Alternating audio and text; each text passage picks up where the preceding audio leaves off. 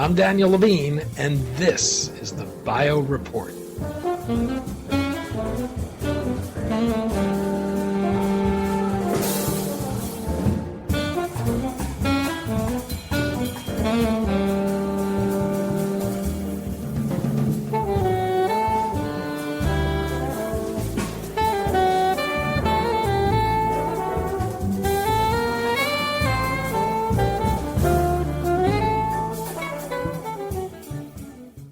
Radiopharmaceuticals have long been shown to be effective at killing cancer, but often damage healthy cells because they are so toxic. Convergent Therapeutics has developed platform technology that takes advantage of the power of radiopharmaceuticals, but links them to targeting mechanisms such as monoclonal antibodies and ligands to deliver them in a precise and highly targeted way. Its lead experimental therapy is an actinium-linked monoclonal antibody that targets prostate-specific membrane antigen to treat prostate cancer.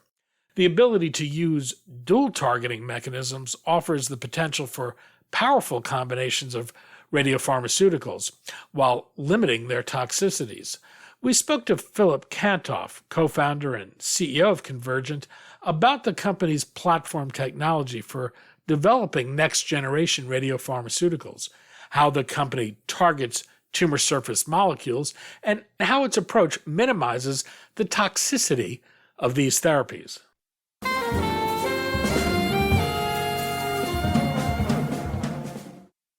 Phil, thanks for joining us. Thanks, Danny. It's great to be here. We're going to talk about Convergent, its efforts to target novel cancer antigens, and its lead therapeutic candidate, a first-in-class actinium-linked monoclonal antibody to treat prostate cancer. Before we talk about that, though, I'd like to begin with you. You've spent most of your career on the clinical side of cancer. Before co-founding Convergent, you served as chairman of medicine at Memorial Sloan Kettering, and before that spent nearly 25 years at the Dana-Farber Cancer Institute, where you served as division head of solid tumor oncology. Why did you decide to take the position of CEO of Convergent? That's a good question. I saw the clinical data that was produced by Convergent that was formed about 7 months before I joined, and I was really intrigued by it. I thought it was fantastic phase 1 data. I also looked at the preclinical data that Neil Bander, the founder, had generated, and it was also very compelling. And I thought the whole story was fantastic. It came at a right time where radiopharmaceuticals are becoming more part of the armamentarium in the treatment of cancer. And for me, it was a personal change from going from academic medicine, which I had been in for about 35 years, to something new, exciting, and different. And I really enjoy building teams and creating a vision for which direction we're going in. And so I decided to join Convergent on July 1st, 2021. So it's almost a year, Danny. How do you think your deep experience in clinical and academic medicine shapes your approach as CEO? Well, first of all, it helps me with the understanding the clinical problem of cancer.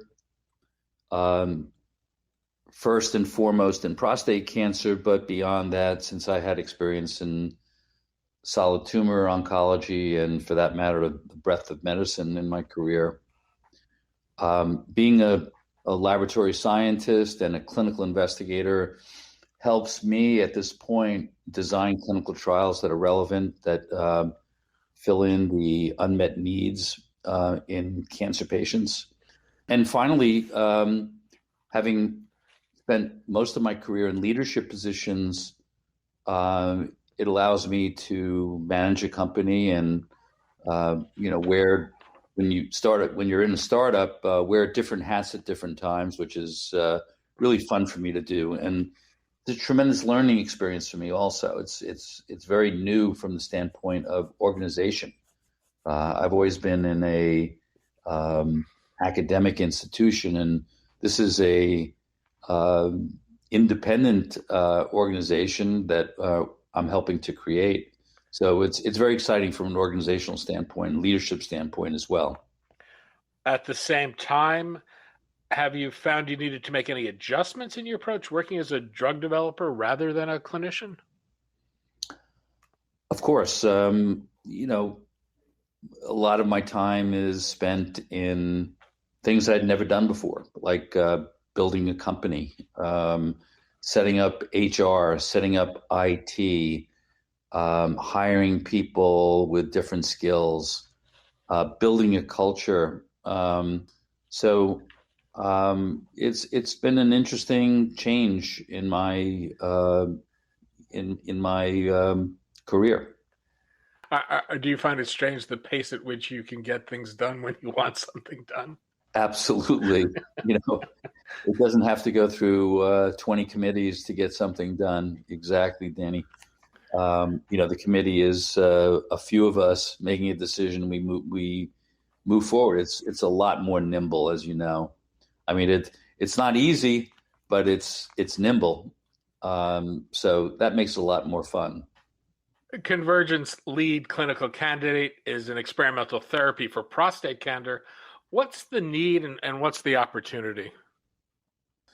So there are about 35,000 men that die of prostate cancer every year in the United States, and probably 10 times that many that die in the world every year. About 350,000 men die of prostate cancer. Very common disease. Not everybody needs to be treated. Many people do need to be treated. Many people who are treated are cured. But there's still many people who die of prostate cancer.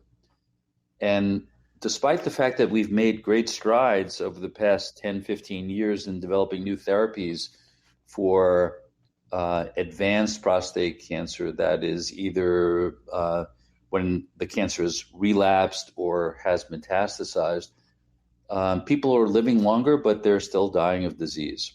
So we want to diminish the mortality from prostate cancer, and for that matter, other cancers. And this radiopharmaceutical approach is very timely, since the availability of some new isotopes is going to be a game changer, in my opinion. And the game changer is the fact that actinium-225, which is a alpha emitting particle, radiopharmaceutical that emits alpha particles, is now becoming available. And the radioisotope itself is 1,000 times more powerful than a beta particle, which has been used in the past for therapies. And combining that with a targeted therapy, which is an antibody that's directed at a specific antigen or protein on the surface of prostate cancer cells called prostate-specific membrane antigen, is just a powerful combination. Targeting cancer cells and delivering an alpha-emitting radiopharmaceutical, I think, is going to be a game changer in the context of prostate cancer. How effective are existing therapies to treat the condition, and what's the general prognosis for someone who's diagnosed with prostate cancer today? Prostate cancer, when caught early, and what I mean by caught early, when the cancer is all contained within the prostate, which is usually detected because of an abnormal prostate-specific antigen, PSA, sometimes detected because of a lump on the prostate. When it's all contained within the prostate, it's very curable with either surgery or radiation. Those are two sort of very fundamental strategies in the treatment of all cancers, radiation and surgery. However, about 10% of patients who walk in the door with prostate cancer have cancer that has already metastasized. And in addition to that, a significant proportion of those patients in whom we think we have caught it early and we think that the cancer is within the prostate, it relapses. And the earliest sign of relapse in those patients is a elevation in the PSA once again. So for these patients, many of them will succumb to prostate cancer over the course of 5, 10, 15 years. And there have been many therapies over the past 10, 15 years that have been developed, which have been incremental. And what I mean by that is that they've prolonged survival by an average of a few months, sometimes a year. They've improved the quality of life for patients. So patients are doing better than they had 10, 15 years ago as a result of incremental advances in the field of prostate cancer. But as I mentioned before, Danny, there's still a tremendous unmet need. Some of the therapies that we use are toxic. One of the fundamental treatments for advanced prostate cancer is hormonal therapy or androgen deprivation therapy, which lowers a man's testosterone. It's effective at arresting temporarily the progression of the cancer, but it's pretty unpleasant for men to have a lowered testosterone. Chemotherapy also has its side effects, as do many of the other therapies that are used. So developing a therapy that has a wide therapeutic window that is highly efficacious, not very toxic, is very desirable for cancer in general and specifically for prostate cancer. And I do believe that over the course of time that our agent, Convo-1 alpha, used alone or in combination with other agents, will move into earlier stages of prostate cancer. And as I mentioned before, have even a greater effect and possibly minimal toxicity. What exactly is Convo-1 alpha targeting, and how difficult is it to both construct it and get it to deliver its payload precisely where you want it? Right. So the target is the prostate cancer cell, and specifically a protein on the surface of a prostate cancer cell called prostate-specific membrane antigen, or PSMA. The antibody is relatively easy to produce. It's been around for at least a decade. And the big change has been the availability of this specific radioisotope, actinium-225, which is this alpha-emitting radiopharmaceutical. Attaching it to the antibody is not very difficult. So once you've attached it to the antibody, which you can do in a test tube, for example, then administering it to a patient is pretty straightforward.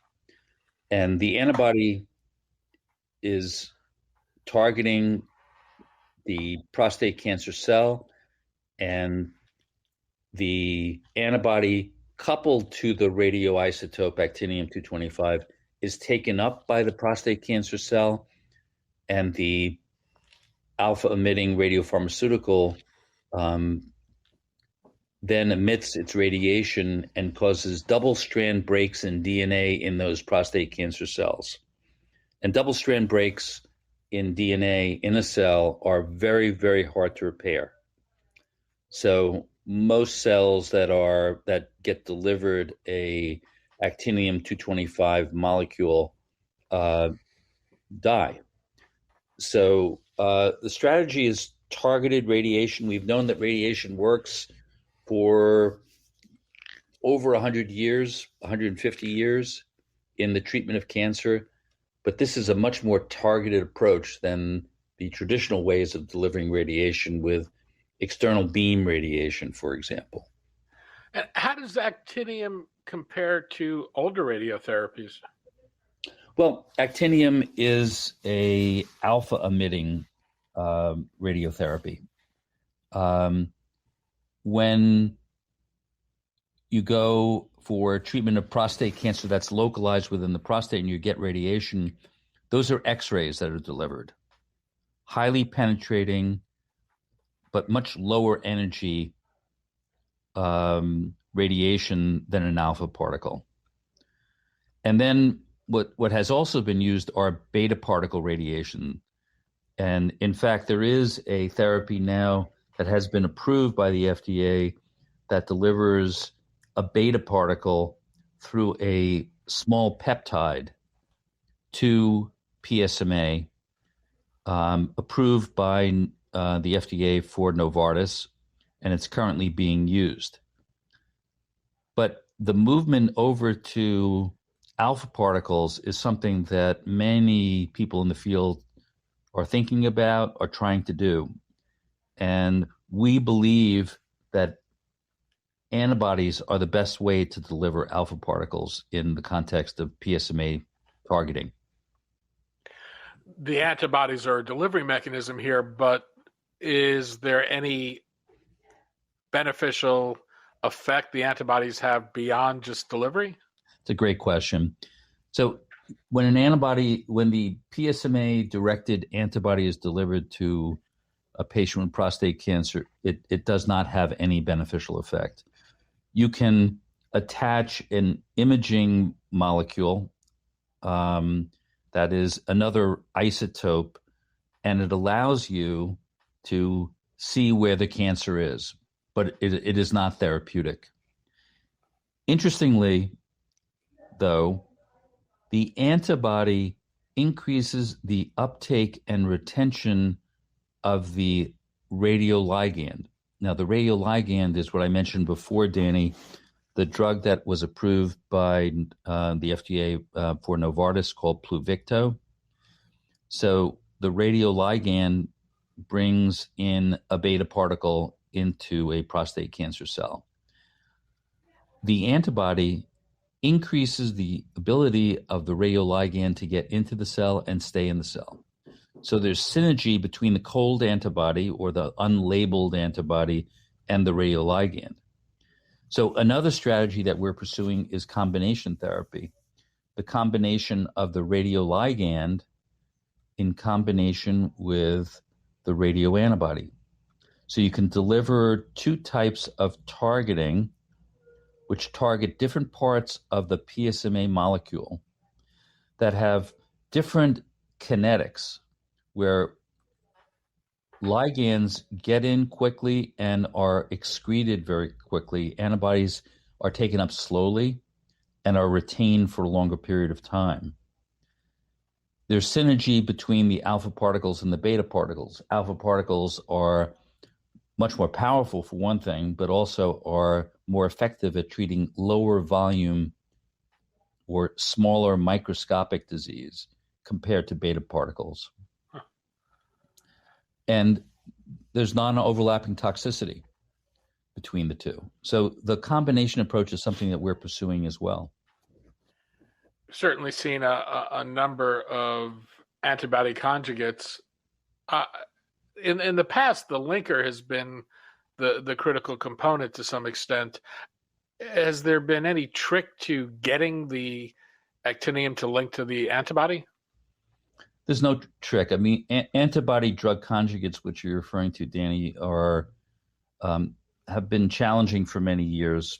There has been a breakthrough in the linker technology there and delivery of not a radioisotope, but a chemotherapy drug in the context of breast cancer, in the context of HER2-directed therapies in breast cancer. And that was a big finding at the ASCO meetings this year.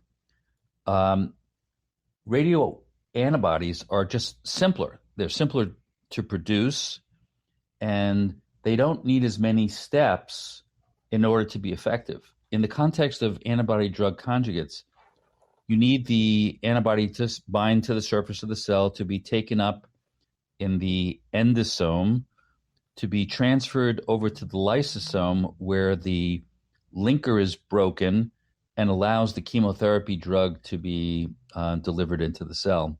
In the case of the radioantibody, you need binding to the surface of the cell, and that might be it. Although I think it would be advantageous also to be taken up by the cell, which it is in most cases, the antibody combined with the radioisotope. And what's known about the safety and efficacy of your candidate from studies that have been done to date? So far, we have performed a number of studies. The first study was a single dose of what we call Convo-1 alpha, which is the PSMA-directed antibody coupled to actinium-225. A single dose experiment in men with very far advanced prostate cancer who had been previously treated with chemotherapy, hormonal therapy, even radioligand therapy. And we did not select patients based on the presence or absence of PSMA expression on their PET scans. And in that study, remarkably, 45% of patients responded. And interestingly, the proportion of patients that responded who received prior radioligand therapy was equivalent to those who did not, suggesting that the alpha antibody is superior to the beta ligand. And one of our strategies going forward is to do a registrational trial in men who have been previously treated with the radioligand and treating them with Convo-1 alpha. We have gone on to do a multi-dose experiment, and we're finding even better results than the single-dose experiment. We're giving cumulatively higher doses of the radioantibody in that experiment, and we're finding even more intriguing results. The main side effect from the radioantibody approach with the alpha particle is hematopoietic toxicity, specifically low platelet counts that are seen at high doses. This is not an infrequent side effect to many of the therapies that we use. In the case of the radioantibody, it's transient and reversible, but it is the toxicity that we see. We don't see the toxicity that's seen with the radioligand, which is salivary gland and lacrimal gland, so dry eyes and dry mouth. We don't see that side effect with the radioantibody. Are you looking beyond prostate cancer at other indications? Absolutely. So there's as you can imagine, there have been discovery efforts for many other surface antigens across many tumors, and there are many that exist, and there are antibodies that exist that target those antibodies, and some have worked, some have not worked, and we're picking out a few right now to use the radioantibody approach with. And so using an antibody coupled to the actinium-225 and treating other cancers other than prostate cancer. So we're beginning that effort right now. At the same time, are you looking to mix and match different radiotherapies with monoclonal antibodies? Well, as I said before, we're using the ligand antibody approach as a combination therapy, and that may be applicable across other solid tumors as well. So it's possible that combining antibody drug conjugates with radioantibodies might be a interesting combination. So we're pursuing a number of different avenues. And how is the company funded today, and how far will existing funding take you? So we have a convertible note, and we also have sold some marketable securities from a sublicense. And so we have about $6 million right now on our books, and we're about to enter into a $65 million Series A fundraise, and beginning this probably in the next couple of weeks. Phil Kantoff, CEO, CMO, and co-founder of Convergent Therapeutics. Phil, thanks so much for your time today. Danny, thanks so much for your time.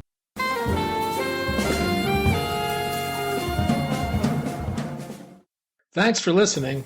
The Bio Report is a production of the Levine Media Group. To automatically download this podcast each week, subscribe to our RSS feed or through iTunes or other podcast manager. To join our mailing list, go to levinemediagroup.com. We'd love to hear from you. If you want to drop us a line or are interested in sponsoring this podcast, send an email to danny@levinemediagroup.com. Special thanks to Jonah Levine, who composed our theme music, and the Jonah Levine Collective, which performs it.